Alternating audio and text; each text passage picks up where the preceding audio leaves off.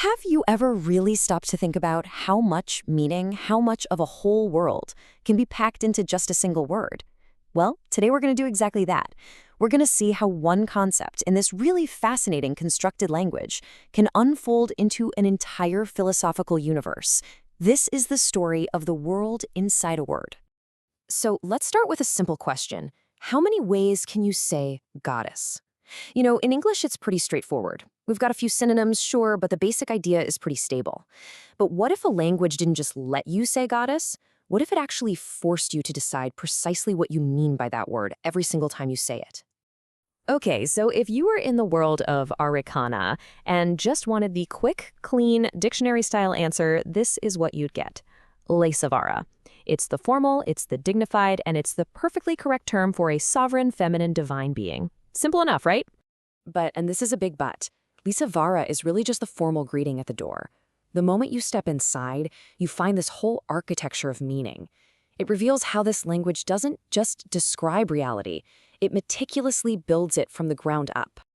And this gets us to the core idea here, the 4 divine layers. See, in Arreqqana, you can't just vaguely talk about a goddess. You have to pick your word based on the layer of reality you're actually talking about.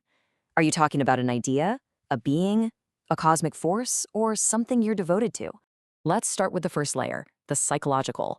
This is where the divine feminine isn't some being out there, but an internal one. It's a pattern, a symbol, an archetype that exists right inside our own minds. For that internal concept, the word is kia yalina. And check this out, the word itself is literally a formula for its own definition. You've got Q-yava for the inner pattern, Li for the feminine principle, and Na for its manifested form. It's brilliant, right? This is a word built for a philosophical debate, not for a prayer. Okay, so let's move to the next layer and see how this thing builds. We're going from the internal, inside the mind, to the external, the metaphysical layer. This is where the goddess is seen as a real, autonomous being that exists completely independently of us. For this, the language gives us sava correlate. And this is what's described as high temple language. It's serious stuff. And again, the meaning is just baked right into the parts. Sovereign, independent intelligence, feminine divine. It's a word of incredible precision, designed to talk about a very specific kind of being. But what if you don't think of the divine as a person at all? Well, the third layer, the cosmic layer, moves away from all that. Here, the goddess isn't a being, but more like a fundamental force of the universe, like a field of presence. The word for this is nerva-leha. Nerva means a field presence, and leha is the feminine embodiment of it. So this is the word you'd reach for if you wanted to talk about the divine feminine as, say, a universal law or a type of energy, totally sidestepping the whole idea of a personified god. The language just gives you that option. It's so cool. And finally, we get to the most personal and intimate layer of all, the devotional. This isn't about philosophy or cosmic principles anymore. This is about the relationship between a person and what they worship. And for that, the word is Lesavarra. This is the term you use when you're not trying to define something, but to connect with it. It's soft, it's intimate. And here's the crucial thing about all of this.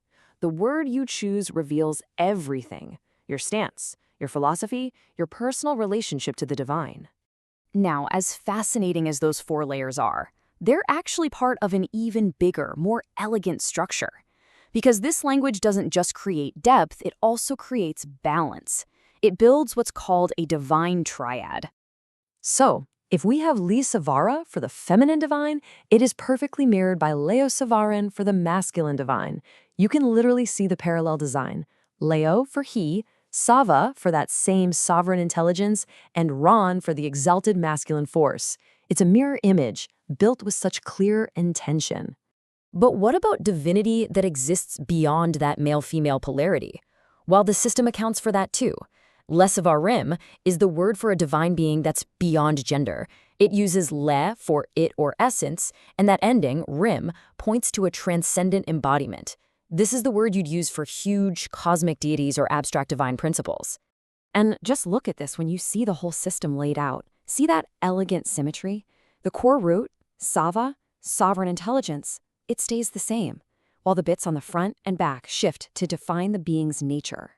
It's a whole theology, literally encoded into the grammar of the words themselves.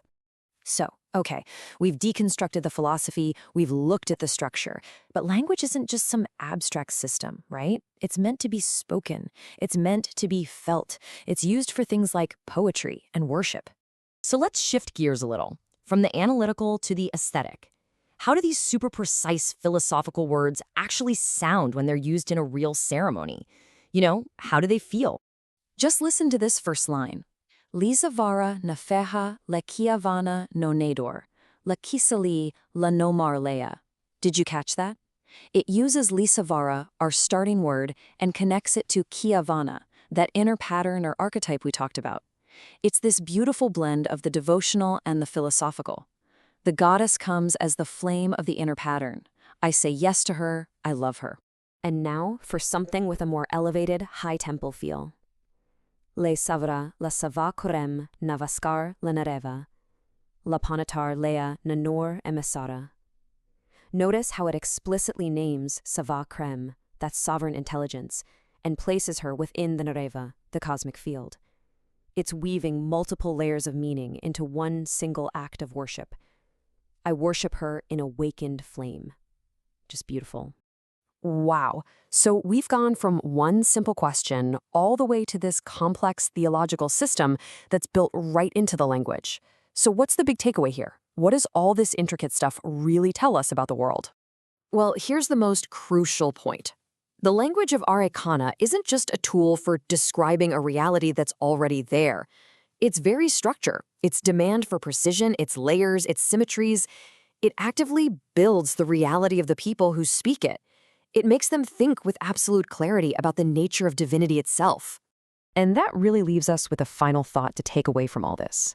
I mean, if one word in a constructed language can hold an entire philosophical system, what hidden worlds, what unspoken rules, and what complex realities are living inside the words that you and I use every single day? Something to think about.